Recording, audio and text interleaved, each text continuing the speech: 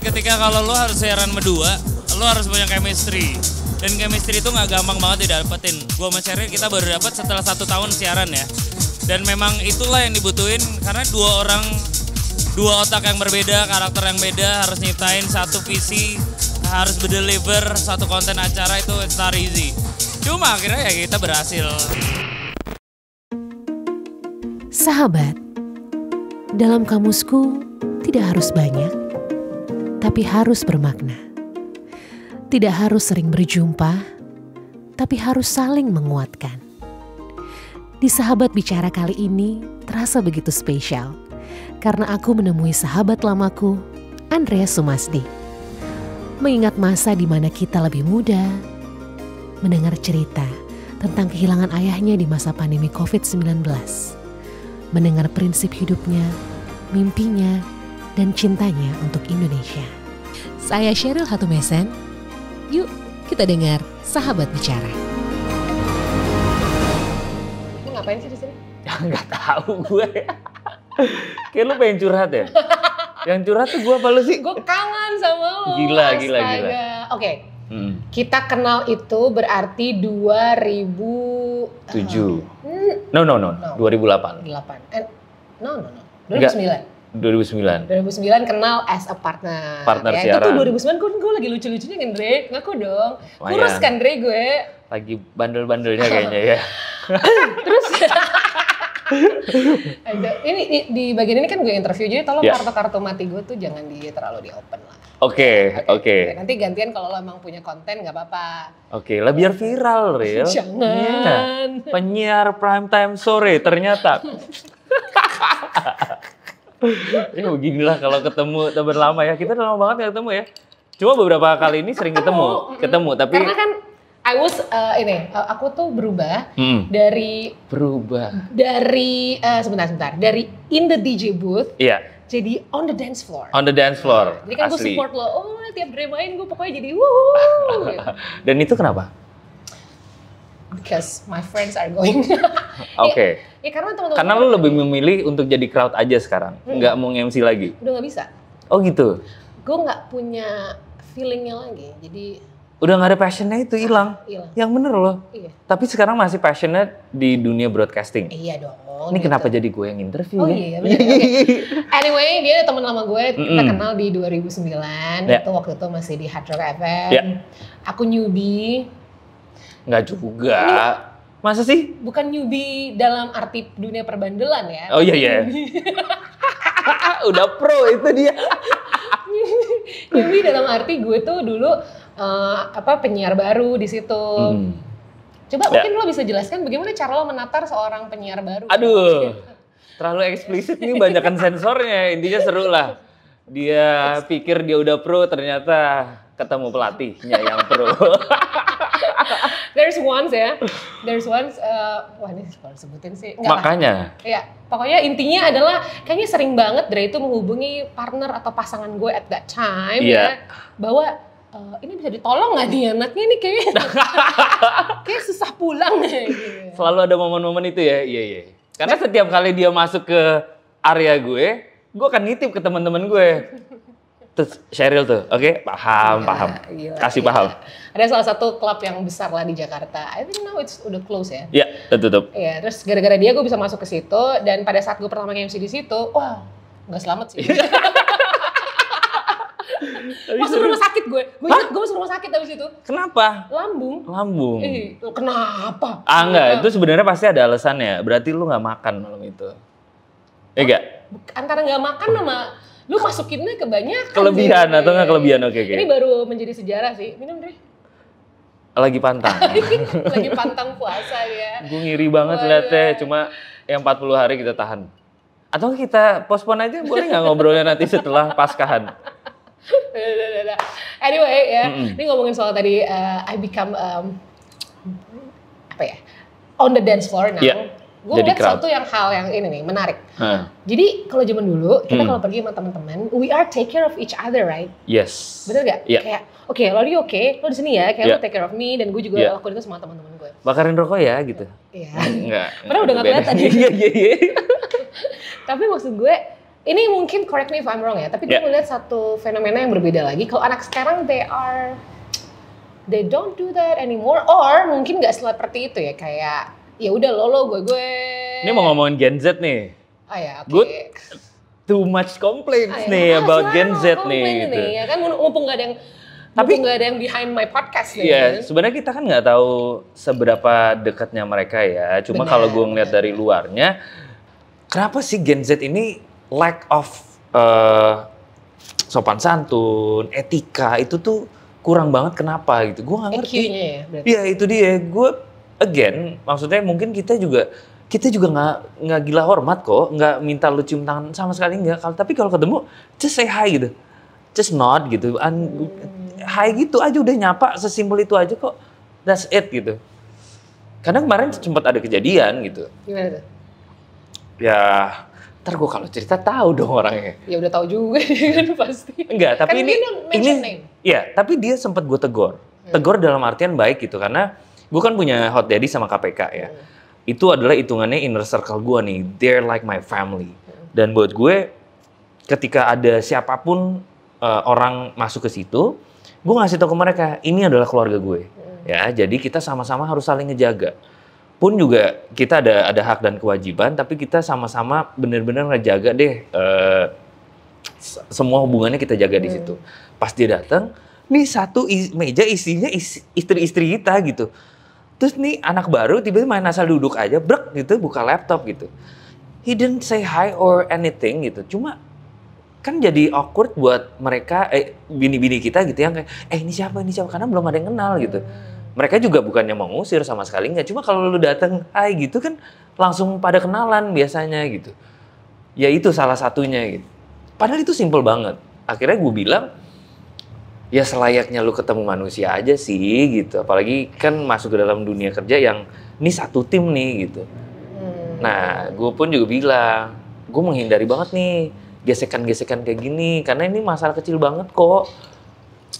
So you think that this generation is lack of like emotional EQ-nya gitu ya, empathy, sopan santun. Gue pun juga mau, kan gue rencana pengen punya begini juga ya biar kayak lo jadi keren banget ini. Gila, thank you banget. Mantap, thank you, mantap. Thank you.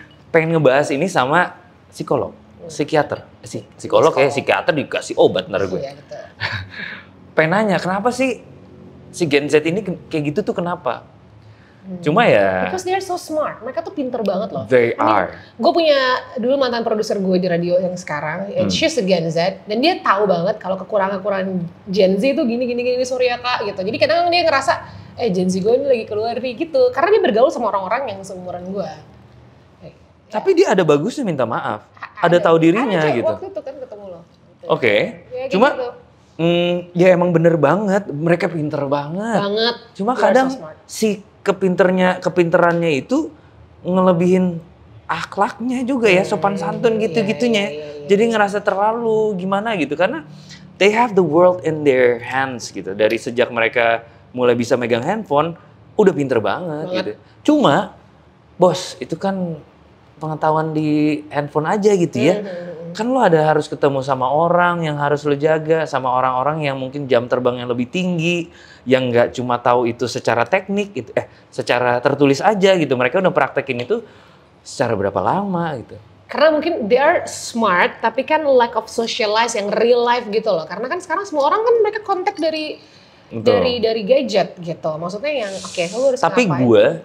gue sedihnya itu adalah gini, gue selalu nganggep etika sopan santun itu selalu diajarin di rumah. Jadi ketika gue berhadapan sama yang kayak gitu, gue sedih banget adalah gue mikir, kasihan orang tua lo. Jadinya kan gue mikir, lo gak diajarin ini sama orang tua lo gitu. Sedangkan lo keluar dari rumah, lo minta restu kali ya sama orang tua lo untuk kerja. Terus lo tidak menjaga nama baik mereka dengan bersikap sopan santun gitu. Kan kita jadi mikir, lo gak diajarin ini di rumah gitu. Pun juga gue gak akan nanya gitu, cuma gue sedihnya gitu. Dan lo lihat, is that judgmental? Itu kan pendapat lo karena lo merasakan itu. That's okay. Tapi kan yang dilihat sekarang kalau lo lihat social media, you see what happens lah. Yang ngebukin anak orang. Aduh. See? Aduh. Itu juga umurnya baru berapa? Asli. And the girl behind it itu juga umurnya baru berapa? Asli 15 tahun ya ampun Tuhan. Nggak mungkin someone that 20 years gitu, itu kan nggak mungkin tiba-tiba begitu kan, pasti ada kayak backgroundnya apa. Iya, cuma lu have you seen the video? Gila, lu kayak, ini udah nggak bisa ngapa-ngapain nih Jack gitu. Tapi memang itu udah adrenalin ya, cuma again itu nggak ada pembenaran sama sekali ketika orang udah terkapar. He was about to die gitu. Lu tendang sininya, lu injek lehernya. Gila, aduh. Gue kadang itu yang bikin gue suka takut ngeliat berita sih. Ada lagi kemarin anak so SMA. Much hatred. Dia maksa temennya minum. Nah, meninggal. Meninggal temennya. 3 orang, alkohol 90%. Itu kan juga, ya kalau lu bilang mereka pinter, nggak sepinter itu juga. Alkohol 90% itu kan tidak untuk dikonsumsi. Ya kan? Wah, yang gue bayangin tuh cuma hati daripada orang tuanya, orang tua korban, sama orang tua pelaku. Lu bayang nggak? Kok anak gue tega ya gitu, gituin orang, ngebully orang sampai kayak gitu. Wah, sakit banget. Apa ini karena gue udah punya anak ya? Jadi gue selalu memposisikan gue. Tapi dia tuh selalu menanamkan satu sih, gue nggak tahu ya karena gue juga cuma ngeliat dari sosial media. Kalau mau tidur anaknya, dia tuh ngajarin anaknya to say thank you to the helper. Why you do that? Nah, which itu. Is good. Iya, mereka selalu harus bilang terima kasih untuk para ART sama suster. Karena buat gue walaupun setiap kali mereka minta apapun, mereka minta tolong dan mereka bilang terima kasih, cuma at the end of the day mereka harus bilang terima kasih. Ini memanusiakan orang. Karena buat gue mereka itu sangat-sangat ngebantu hidup gue. Dan mereka harus ngargain siapapun itu. Bahkan kalau sampai anak gue ada yang berani mukul susternya, akan gue panggil, gue suruh minta maaf. Karena gue kasih tau, lu gak boleh kayak gitu.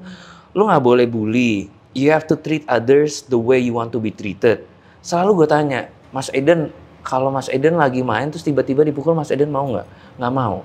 Ya udah Mas Eden jangan kayak gitu.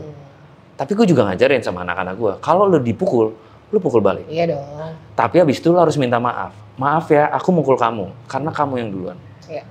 They have to be able to stand up for themselves supaya ini ya against bullying yang gue. Ini kita udah tua banget apa nggak sih terlalu mikirin gini? Nggak ya? Kemarin baru ada anak gantung diri karena bully, right? It's on the news. Gila, gue nggak paham. Gue makanya waktu nyari sekolah kita juga cari-cari yang mana ya sekolah yang less of bullying karena it's real. It is. Yeah. Oh, I'm gonna whoop my kids kalau mereka if they ever ngebully ya. Karena gue selalu menanamkan itu. Kamu mau nggak diginiin? Kamu mau nggak dipukul, ditendang gitu? Nggak mau, ya udah kamu nggak boleh begitu sama orang lain gitu. Dan mereka harus bilang terima kasih sama sebelum tidur mereka harus bilang terima kasih puji Tuhan untuk hari ini. Semoga besok semua orang happy. Gue juga mau mencoba mengajarkan mereka untuk, gue mulai sedih ya kalau ngomongin anak ya, mendoakan orang lain. Karena mereka we are fortunate enough untuk punya makanan yang hangat di rumah gitu. Tiap kali mereka mau makan, gue suruh mereka juga berterima kasih. Dan doa mereka harus terima kasih buat makanan hari ini. Semoga semua orang bisa makan enak. Jadi mereka harus belajar untuk mendoakan sesama. Itu prinsip hidup gue. Ya kalau lu gak pinter-pinter amat, minimal mah lu gak jadi orang jahat. Iya, betul. Yeah. So, hal yang paling lo ajarin dalam prinsip hidup anak lo itu berarti? Itu, harus jadi orang baik. Di sekolah pun setiap hari sebelum mereka turun dari mobil, kenapa ya gue sedih banget gue, maksudnya I just love my kids, I just love my kids that much gitu ya. Gue selalu bilang setiap kali mereka turun, ada 3 yang harus mereka lakuin. Have fun, be good, and do good. Have fun mereka harus seneng di sekolah. Terlepas itu mereka, pokoknya intinya mereka datang ke sekolah tuh harus seneng, dan mereka harus seneng belajar. Tapi belajar apapun itu ya, yang mereka suka, jangan dipaksain. Have fun, be good itu mereka harus jadi anak yang baik. Dan do good itu mereka harus melakukan kebaikan, bantu temennya. Ya itulah yang coba gue tanamin ke mereka. Said someone yang menjadi dance icon bertahun-tahun ya. I mean, gimana lo bisa? Bukannya masih? Masih, I'm sorry. Oke, gue ralat. Gimana seseorang yang, kalau gue sebut nama lo gitu, mungkin orang-orang yang from our past, itu nggak akan mikir kalau gimana caranya seorang Andreas Sumasti itu jadi bapak 2 anak. I mean, you're a family man. Terlepas dari lo seorang Taurus, gak masuk zodiak. Bade, emang Taurus kenapa? Taurus tuh doyan party, takis terus. Iya. Sama ya? Dulu. Oh, iya. Enggak, bokap gue adalah seorang Taurus. Dan dia Rest in adalah peace. a family man. He do anything for his family. Betul. Dan family itu kayak udah kasta paling atas dalam hidup dia. Gue pernah, kalau inget ya, gue pernah inget bokap gue tuh Keluarin real. Lu suruh gue jadi sampai sedih kan? dia kan sakit. Gue udah suruh dia berhenti kerja, dia gak mau. Dia kan kantor di Sukabumi, cuy. Gokil. Jadi dia tiap hari bolak-balik pulang Sukabumi Jakarta. Ada satu masa gue bukain pintu, dia pulang kerja. Dia tuh yang pakai tongkat gitu, yang kayak udah capek sakit banget. Gue yang kayak, why you still working gitu ya. Ya, tapi kayak gitu Taurus. Banget sih, banget. Ya itulah, I would do anything buat to provide food buat keluarga gue sih. Maksudnya apapun itu. Bahkan ini adalah tahun gue ke-19. Gue di nightlife ya. 18 tahun gue nge-build karir, ngejaga image si MC Party itu gitu. Tahun ke-19-nya gue nge-DJ koplo, real. Asli. Pakai baju lore macan nih, leopard guys. Cuma I'm just doing it for the money, buat keluarga gue, dan duitnya gede di situ, bos. Itu lucu sih. Iya, gemes. Walaupun lo kayak pas gitu kayak, udah gak ya, sekarang kayak udah, maksudnya kan lo harus menjiwai apa yang lo lakuin dong. Oh banget, karena kita sebelum kita perform pun kita selalu doa kan, ya ayo kita doa buat kelancaran, dan sekali lagi semoga aja ini bisa menjadi berkat buat keluarga kita dan juga berkat untuk orang lain. Jadi ya kita ngelakuinnya harus dengan sepenuh hati gitu. Nyari duit lah ujung-ujungnya. Tapi ya puji Tuhan, alhamdulillahnya laku nih. Karena didoain juga kali ya sama keluarga kita yang nerima. Doa ini bokap lo yang udah mungkin, aduh. In heaven. Itu ya. I mean, Dre itu kan 19 tahun in the industry, tapi sempat berhenti kayak 2 tahunan lah ya, 3,5 tahun, gue lupa. 2 tahun pandemi. 2 tahun pandemi itu bener-bener, gue waktu itu masih nge-MC tipis-tipis, dia nggak keluar rumah loh. Nggak, keluar rumah sih masih, cuma gue nggak mau ngambil. Itu kenapa tuh? No, karena gue trauma banget sama pandemi itu. Sebelum ke situ kan lo emang udah nggak keluar kan? Memang kita udah nggak keluar karena gue juga ngejaga satu, Sisi dulu ada asma. Setelah ngelahirin Aiden hilang. 2, si Ken itu nggak tahu kenapa dulu kayak paru-parunya sering bunyi, grok. Gue I just don't wanna risk it gitu, dengan cara gue keluar, gue egois, gue keluar di dunia gue yang seru gitu, terus gue pulang bawa COVID kan, wah kayaknya gue egois banget ya gitu. Dan akhirnya pas kejadian bokap gue makin trauma lah kita. Gila. Cerita dong. Aduh. I'm sorry, gue nggak mau bring up the bad memories. Iya. I know. Kita cherish. I mean you are bisa menjadi orang yang kayak begini kan juga kan didikan orang tua lo dong. Banget. Ya kan. Apalagi bokap lo gitu, yang bokap lo tuh jauh banget ya. Banget. Dan gue tuh deket banget sama bokap gue. Sedekat apa? Hampir setiap sore tuh dia ngopi atau kita ngebir di rumah, ngobrol-ngobrol aja gitu. Ngapain hari ini, atau nggak kita cuma duduk nggak ngobrol aja udah nyaman gitu, karena itu udah menjadi kebiasaan gitu. Cuma makanya pas dia udah nggak ada, buat gue berat banget, karena salah satu yang nangis gue. Enggak Real, sorry. Lu inget ya, ini lagu Tears in Heaven bokap gue nih. Ini lagu kesukaan bokap lo? Iya, dan pas dia meninggal, gue bikin videonya ini.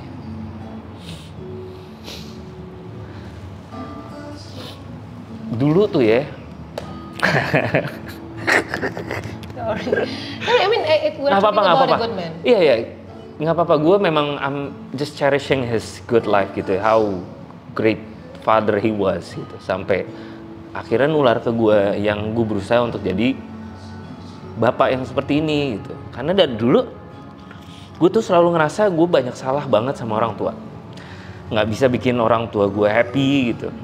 Sampai akhirnya inget ya, pas gue di detik-detik mau putus sama mantan gue itu, gue pernah ngomong sama Cheryl nih.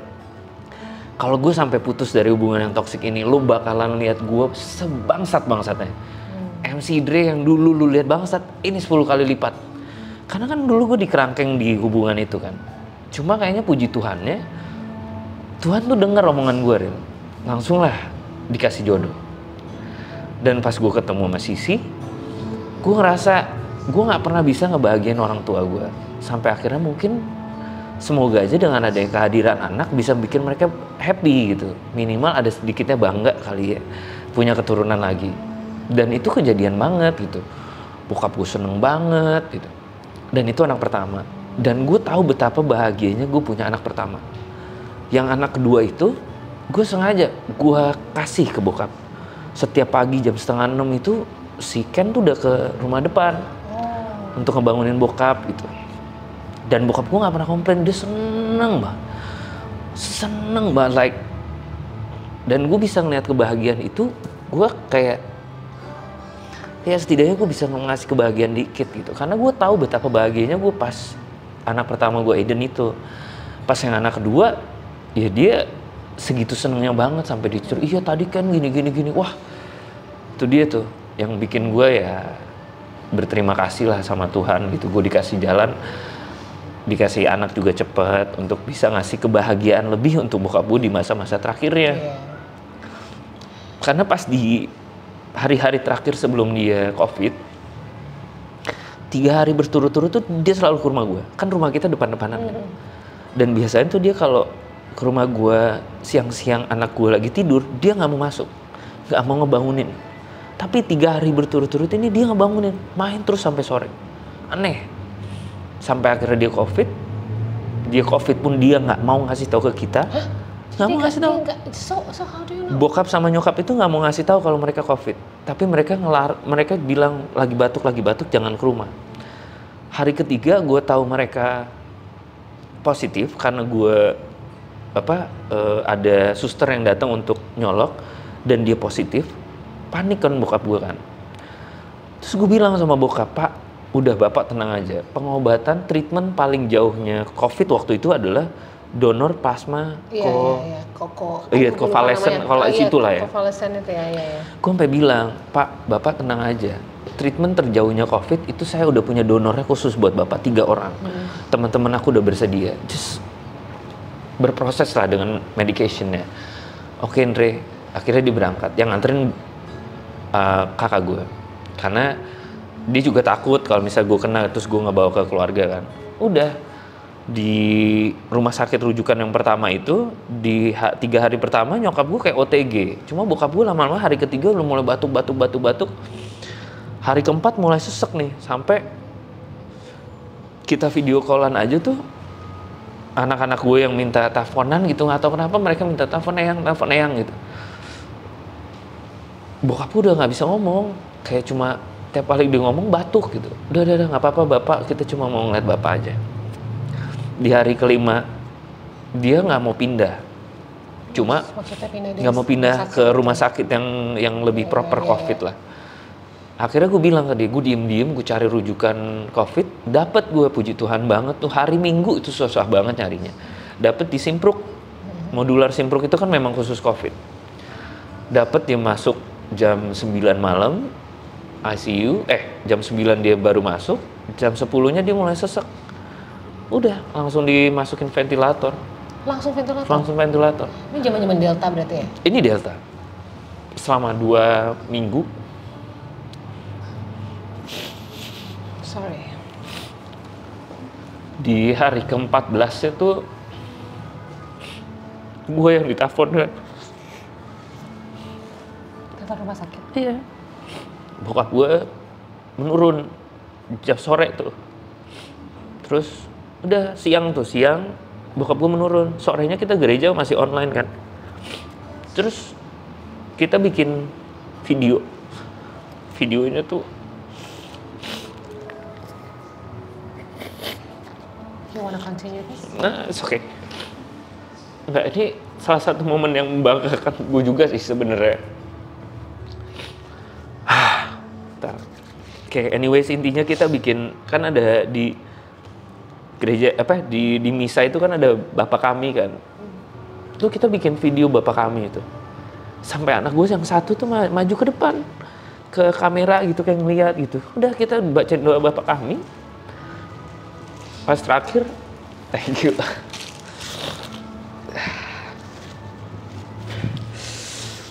Pas terakhir tuh ya gue bilang cepet pulang ya Eyang gitu, cariin sama anak-anak. Udah. Video itu karena bokap gue kan ditidurin kan. Iya. Berarti nggak bisa ngomong. Nggak bisa. Not even conscious. Nggak bisa. Dikirimin lah ke suster yang ngejaga. Jam 6:30 dikasih lihat video itu. Jam 7:30 bokap gue cabut. Jadi kayaknya memang udah ya gitulah. Dan pada momen itu COVID masih ini banget ya, jadi lo even nggak boleh ngeliat dia di rumah sakit. Pas pemakaman juga. Ke pemakaman kita ikut, cuma kan kita nggak bisa ngeliat dia untuk terakhir kalinya. Nggak bisa buka peti. Nggak bisa buka peti. Dan yang lebih sedih lagi adalah yang kita tahu nyokap gue tuh masih COVID. Yang kita tahu.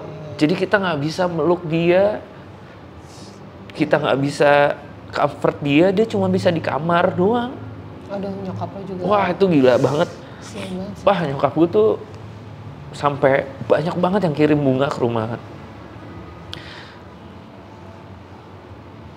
Itu karangan bunganya tuh ditolak, dibuang-buang karena nyokap gue masih denial gitu.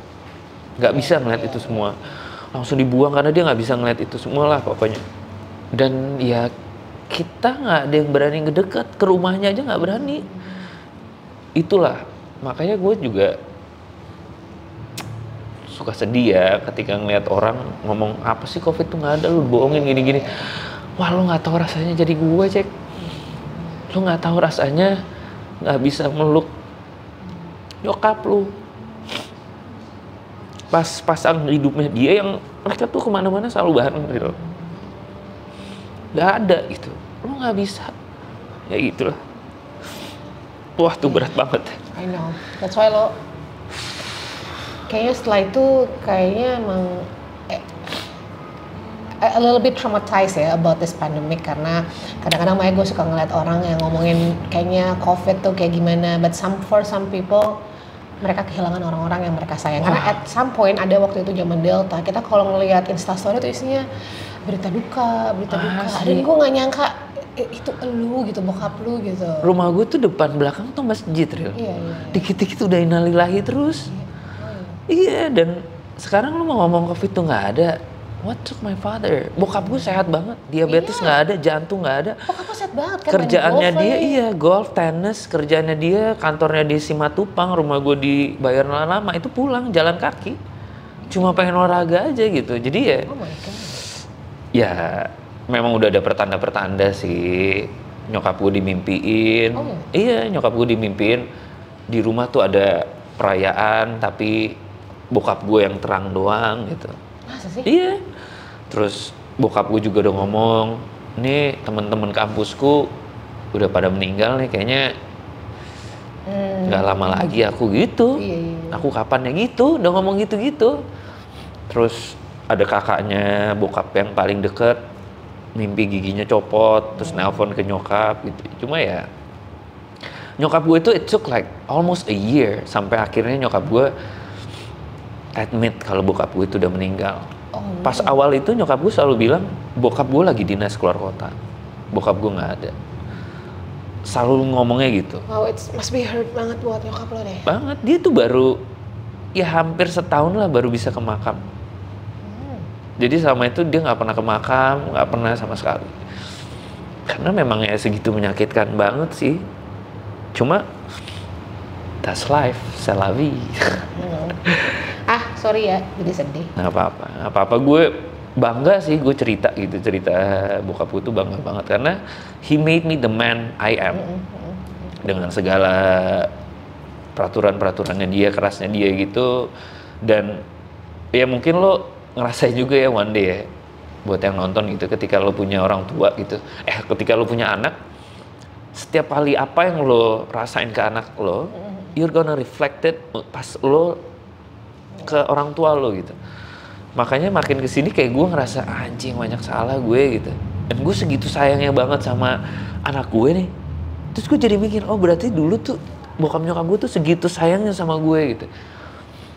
Nah, itulah. But he's proud, ya kan, membesarkan orang yang I can't say that you are success dalam arti sukses orang tuh kan bukan yang kayak gimana ya. I mean, lo punya kehidupan rumah tangga yang I can say that Amin. you're happy, ya kan. Amin. Walaupun still a long way to go. Oh, masih jauh. Kerikil-kerikil kehidupan. Apa yang bisa lo proud of dari your wife right now? Karena menurut gue cowok yang hebat itu karena perempuan di belakangnya. Kayak bokap lo, karena nyokap lo juga, of course, ya kan. Gue memang... Karena gue tau dia bandel banget guys. Tapi gue memang butuh pasangan yang galak. Yang galak ya gitu. Tapi kan galaknya dia kan make sense gitu. Maksudnya pun dia masih ngebebasin gue, cuma dia selalu ngingetin ya lo punya tanggung jawab dan prioritas yang lain. Okay. Itu yang nge-build gue dan ngasih gue limitation, ngebatasin diri sendiri juga gitu. Sesekali gue mau boys night out, dia gak apa-apa banget. Dia itu support banget. Dan hebatnya adalah dia itu 180 derajatnya gue. Dia gak suka party, dia di rumah, dia sama sekali gak minum. Cuma dia ngertiin gue gitu. Ya walaupun kalau gue kemabukan pasti gue ditegur. Ya harus dong, masa gak ditegur gitu. Tapi buat gue itu masih masuk akal kok. Tapi ya cara-caranya dia mungkin beda ya. Ketika gue lagi just hanging out with my friends gitu, kirimin aja foto anak. Gitu caranya. Ya kan? Caranya gitu. Oh, jadi lo langsung, waduh gitu. Iya. Lo bandel jadi, gas. Aduh, nanti dulu ya, papa bandel dulu ya. Iya. Apa namanya? Apa yang bikin lo bertahan in this industry? Karena buat gue lo udah nge-MC dari zaman jebot lah ya. 2004 akhir. Oke, lo nge-MC hal lain juga. Tapi maksud gue, lo kalau lihat, if you Google his name gitu ya, itu nama dia pasti party MC, bla bla bla bla bla. Nah, apa yang bikin lo masih bertahan dan masih ada passion? Sementara teman-teman yang lain mungkin udah capek, kayak gue mungkin udah turun mesin.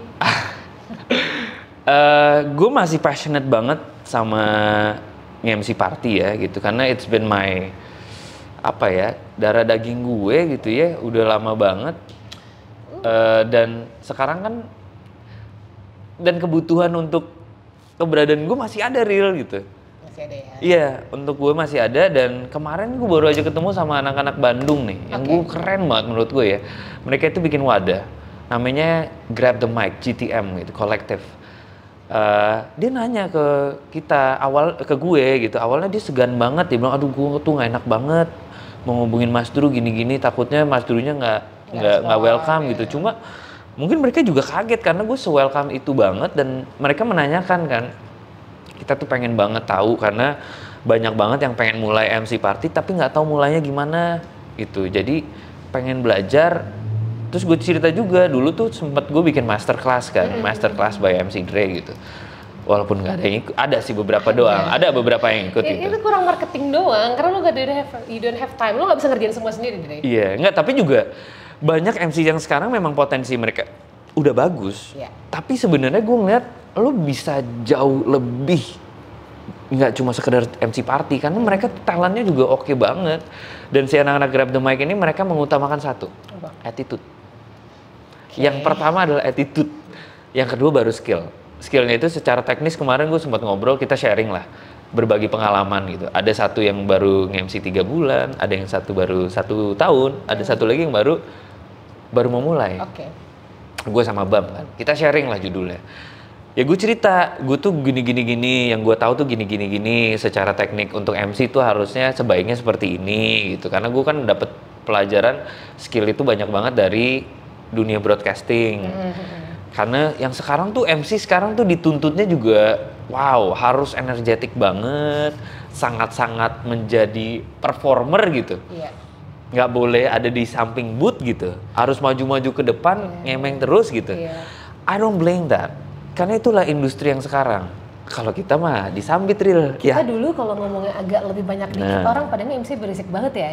Betul. Sekarang udah ya? Kalau lu nggak berisik, lu nggak dicap kerja. Tapi untuk beberapa tempat ya, untuk beberapa tempat, untuk tempat-tempat yang puji Tuhan yang gue residensi tuh, mereka masih bisa menerima gaya gue MC-nya sekarang gitu.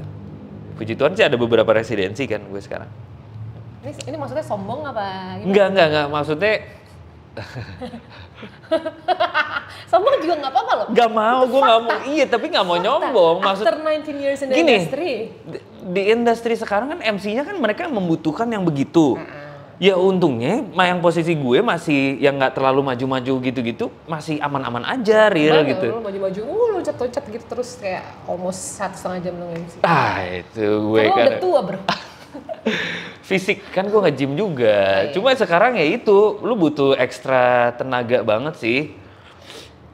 Tapi ya marketnya masih banyak banget real, karena sekarang semua tempat ini lagi banyak banget yang buka. Terus dan mereka juga pandemik kan orang pada ya, kebutuhan MC itu juga banyak banget, tapi MC-nya sedikit. Oh ya? Iya. Mungkin karena mereka udah tahu harganya segitu-segitu doang. Iya, karena kan gimana jadi ya? Jadi lebih banyak jadwalnya, tapi mungkin lo ya bicara kuantitas. Untungnya sih nggak banyak berlaku di gue gitu. Ini maksudnya sombong apa gimana? Enggak, maksudnya gini, di satu sisi gue cerita kayak gini tuh karena apa?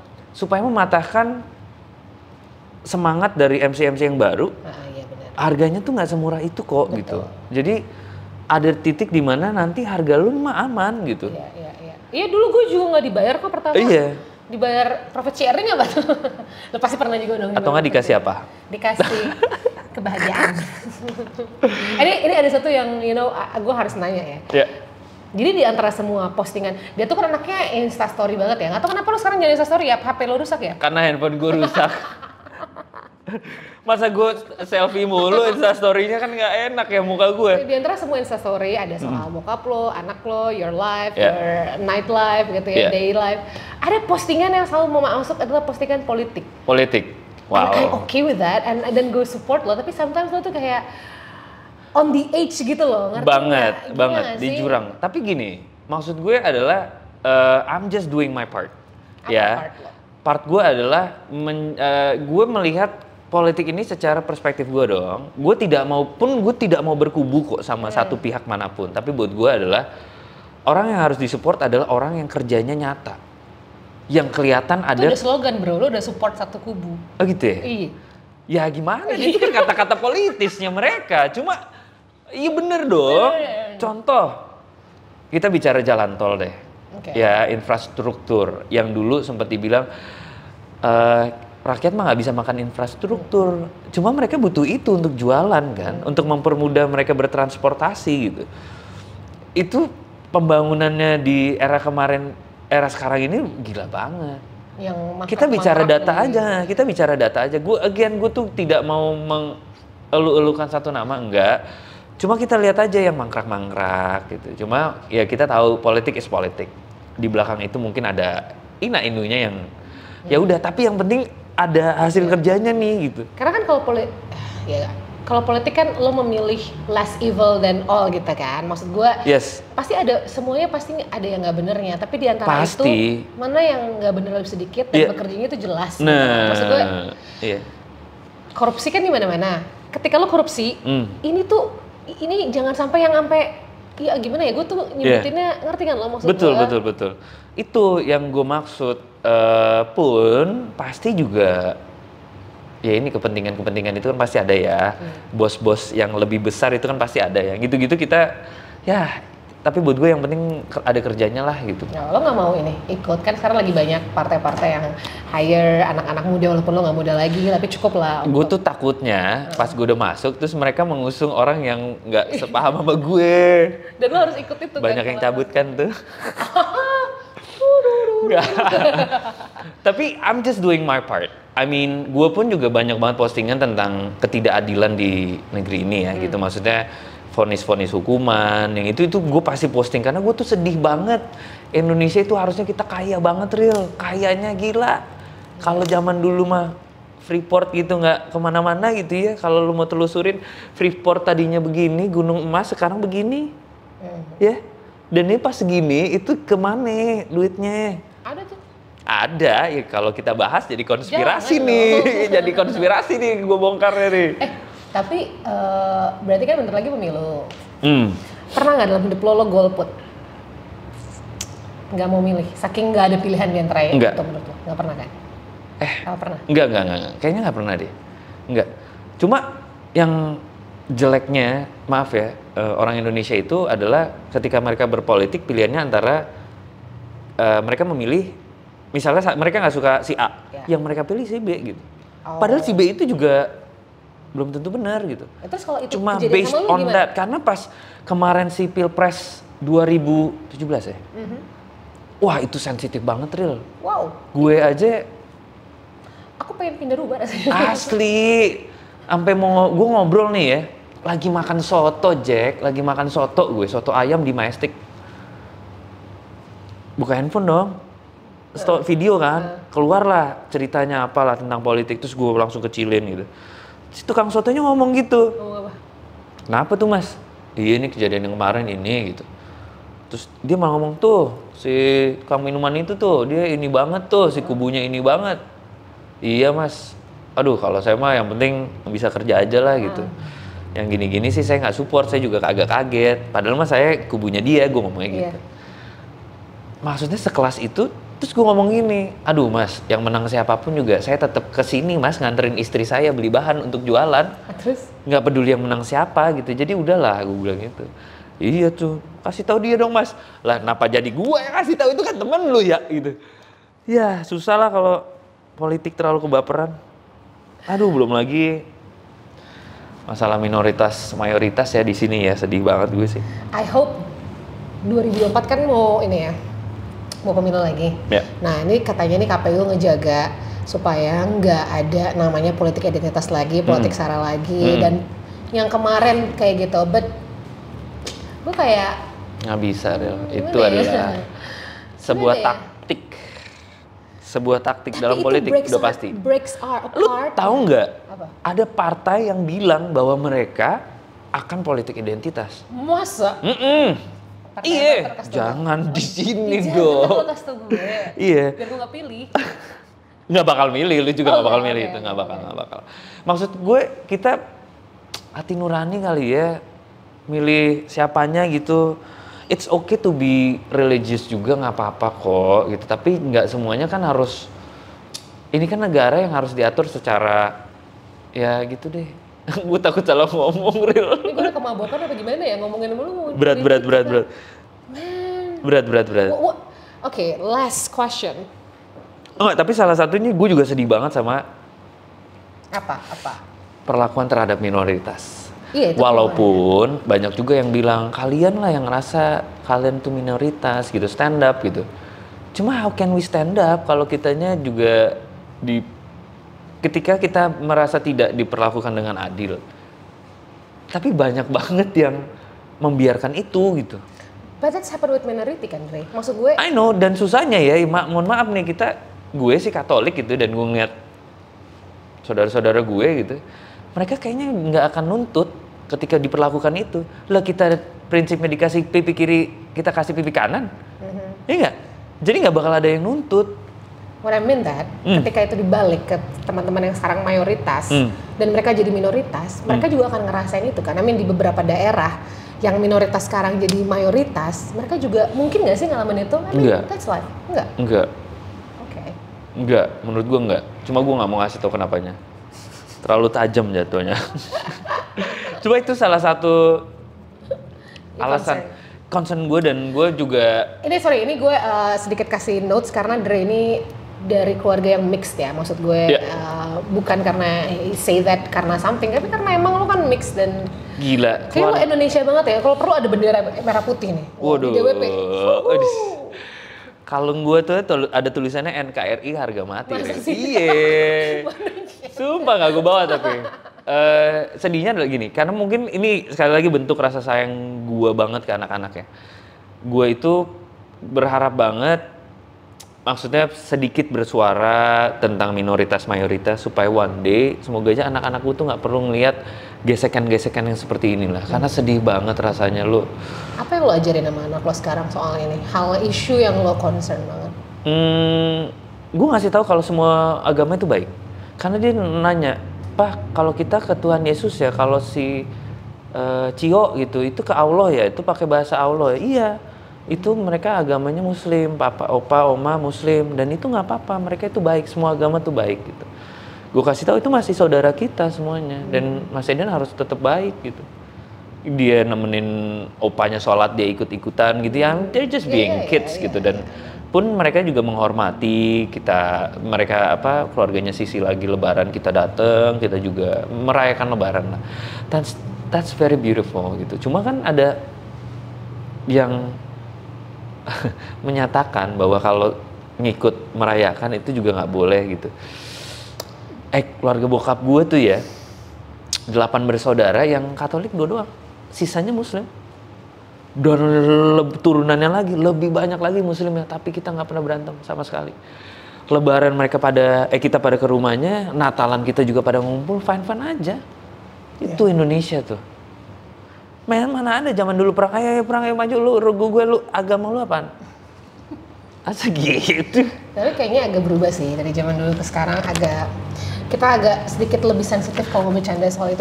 Karena yang kita lawan adalah saudara kita sendiri, Ril. Terus berat ya. Jadi berat nih omongannya. Nanti kalau misalnya setelah ini tayang terus hilang ya itu berarti salah. Gak ada yang gue sebut. Kalau mau bisa gue. Cuma jangan. Okay. Last, you wanna say something? About your this Indonesia, karena gue ngerasa yang lo concern sekarang tuh this selain your family adalah about this country. Oke. Gue tuh sekarang lagi kemarin sampai detik ini sebenarnya gue lagi di fase pengen jadi orang yang ada faedahnya buat orang lain. Contoh, gue kemarin sempat buka sesi sampai sekarang. Oh iya, yang curhat itu ya, yang orang yang ternyata tuh banyak banget Real yang curhat ke gue.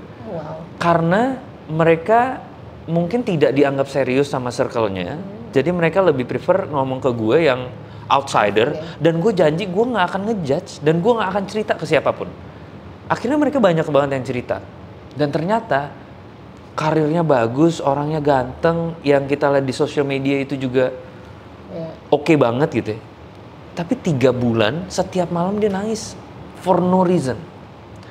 Gue bilang sama dia, ya anytime lo mau ngobrol sama gue kabarin gitu. Ada juga yang dia lupa yang namanya bahagia, karena selama ini dia berpura-pura bahagia. Sampai dia lupa. Tapi ini salah satu achievement kita, gue sama dia, sampai akhirnya dia mau ke psikolog. Tadinya tuh dia nggak mau. Tapi dia sampai gue tuh lupa, Drew, bahagia tuh apa? Gue nanya, lu punya anak kan? Punya. Anaknya juga sehat, cantik, nggak pernah berantem juga sama keluarganya gitu. Cuma dia lupa apa arti itu bahagia. Nah sampai detik ini pun gue juga, ya siapapun yang mau nonton, yang mau, if you wanna reach out to me untuk ngobrol-ngobrol, nggak apa-apa banget. Kita coba atur waktunya gitu. Karena buat gue kejadian si Twist siapa? DJ yang co-hostnya Ellen itu, buat gue it really hit me. Lo kebayang gak sih jadi anak-anaknya?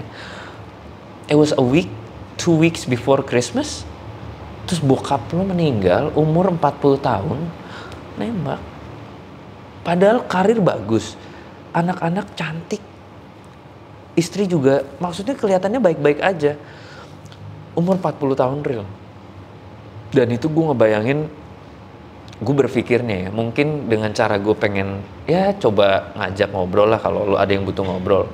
Mungkin jadi sedikit berkurang anak-anak yang sedih kehilangan bapaknya, orang tua yang kehilangan anaknya karena depresi. Dan depresi itu nyata. Kalau lihat kan orang-orang yang kita lihat di luar lah ya, orang-orang yang depression, mereka suicide. Kebanyakan orang yang kita lihat di luar tuh mereka kayak happy, lucu banget. Dan kebanyakan laki loh. Iya. Kenapa ya? Nggak tahu. Karena menurut gue laki itu di luar harus strong. Iya, harus strong. Ya itu memang benar. Tapi ada kok waktu-waktu untuk bersedih, untuk lo jadi kalah tuh nggak apa-apa. Berproses jadi manusia gitu. Dan ya itu gue nggak kebayang jadi anak-anaknya mereka di Natalan gitu lo kehilangan orang tua. Aduh. So berarti sekarang lo pengen ada means in this life, ya kan? I mean, Betul. God create you karena ada purpose. Mungkin purpose-nya kayak gitu. Karena gue nggak tahu ya, lo tiba-tiba buka sesi curhat online. Gue bikin ada seminar PFA, Psychological First Aid, yang ikut juga banyak kemarin gitu. Dan ternyata banyak, ada juga orang-orang yang kayak gue mau belajar ini untuk bisa ngebantu orang gitu. Wah, tuh gue bersyukur banget. Gue nanya juga sama teman gue yang psikolog, is this okay gitu? Karena iya nggak apa-apa banget, mereka malah bersyukur ada yang mau menjadi tangan pertama lah. Tapi gue bilang, gue akan menjadi tangan yang ngegandeng lo untuk ke yang lebih profesional gitu. Karena gue cuma bisa ngedengerin. Tapi gue nggak terima kalau lo mau curhat tentang hubungan sih. Asli. Relationship. Tapi kalau relationship itu bikin dia depresi, boleh dong.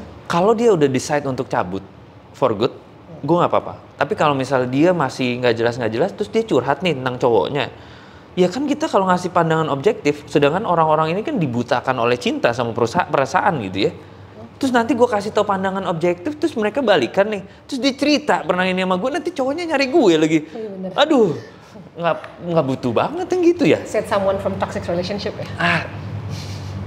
Karena gue sudah mengalami itu ya, berproses ya. Kasih aja lah.